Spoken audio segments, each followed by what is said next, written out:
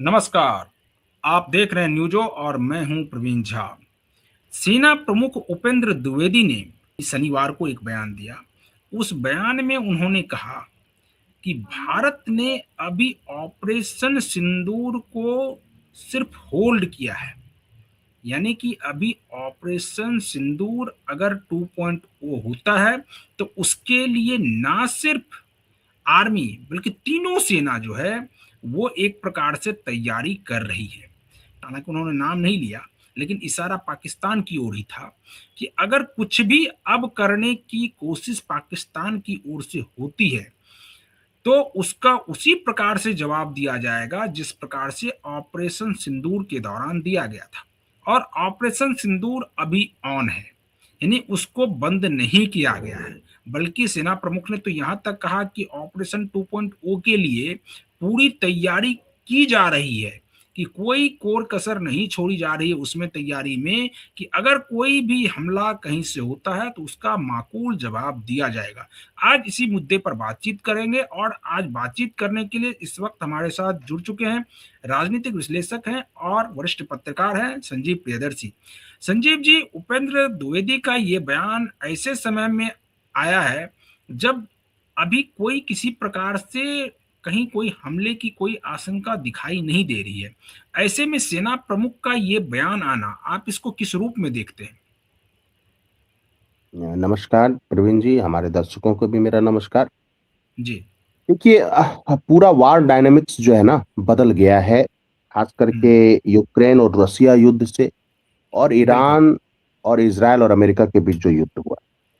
हम्म। और सेना प्रमुख उपेंद्र द्विवेदी जी का बयान इसलिए महत्वपूर्ण है कि एक पॉलिसी है जिसको डिफेंसिव ऑफेंसिव कहा जाता है, यानी डिफेंसिव बिल्कुल। भी रहना और ऑफेंसिव भी रहना, यानी ऑफेंस ही बेस्ट डिफेंस। हम्म।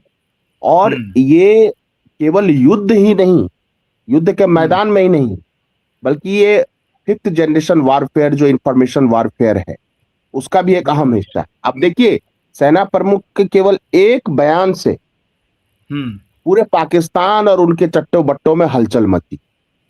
बिल्कुल। डरे हुए हैं पाकिस्तानी आईएसआई वाले, और ये आसिम मुनीरा जो है ये डरा हुआ है। हम्म। इसमें क्या होता है कि कॉस्ट ऑफ वार पाकिस्तान के लिए बढ़ाना। पहली बात यह है हम्म। कि देखिए, पाकिस्तान गरीबी, कंगाली, बदहाली, भूख भूख भूख भूखमरी में जी रहा है। और अगर हम उस पे कॉस्ट ऑफ, यानी उसका कॉस्ट बढ़ाते हैं, डिफेंस का सिर्फ एक बयान से कॉस्ट एक्सपेंडिचर बढ़ बढ़ाते हैं, जाएगा उधर। हाँ, तो केवल एक बयान से अगर उसको पांच बिल्कुल। बिलियन डॉलर या 10 बिलियन डॉलर के हथियार खरीदने पड़ गए, हम्म। तो इससे उसकी अर्थव्यवस्था पर बोझ पड़ेगा।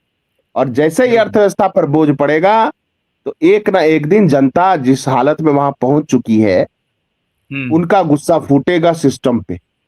क्योंकि देखिए, लड़ वही सकता है जिसका पेट भरा, जिसका पेट बिल्कुल। नहीं कोई भूखी सेना आज तक युद्ध नहीं जीती। पहली हम्म। बात तो ये। दूसरी बात क्या है कि ये वार अलर्टनेस को बताता है, और ये मैसेज हम्म। दिया जा रहा है कि भारत की सेना युद्ध के लिए हमेशा तैयार है। तीसरी बात है हम्म। Low cost warfare. देखिए, लो कॉस्ट क्या है कि देखिए कि हमने देखा कि कैसे अमेरिका और इसराइल के ने बहुत ही खर्चीला युद्ध किया ईरान के खिलाफ, लेकिन ईरान ने क्या किया? लो कॉस्ट वारफेयर किया। यानी बिल्कुल। 10 मिलियन डॉलर, यानी कोई 10 करोड़ के हथियार को 5 लाख के हथियार से मार गिराना, इसको कहते हैं लो बिल्कुल। Cost warfare. और ये हमने कर दिखाया।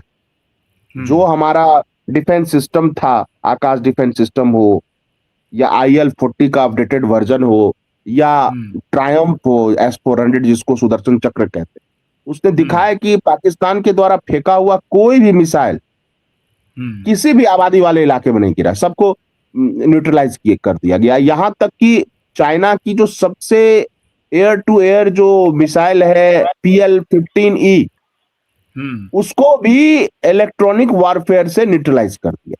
और वो भारत के पास बिल्कुल। पूरा सही सलामत मिला है।